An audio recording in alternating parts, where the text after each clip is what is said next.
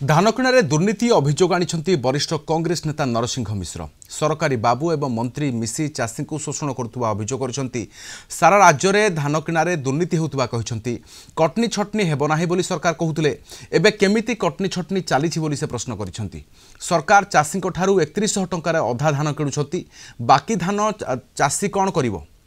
तेबे दुर्नीतिर भिजिलांस तदंत से दाबी कर चाषी मान को शोषण करा जाउचे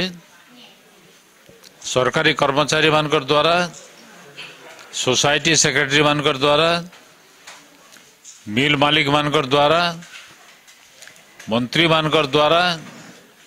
सेक्रेटरी मानकर द्वारा राज्य सरकार सेक्रेटरी मानकर द्वारा कटनी छटनी नहीं हुए बोलुले कटनी छटनी होउची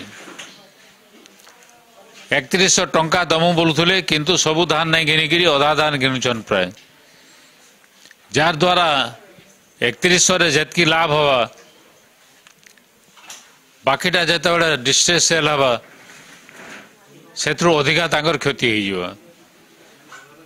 अतएव सबु प्रकार चाषी को शोषण करा जाउचे चाषी तार धान बिक्री नहीं करि पारबार बिक्री कले भी उपयुक्त मूल्य पाई नहीं पारबार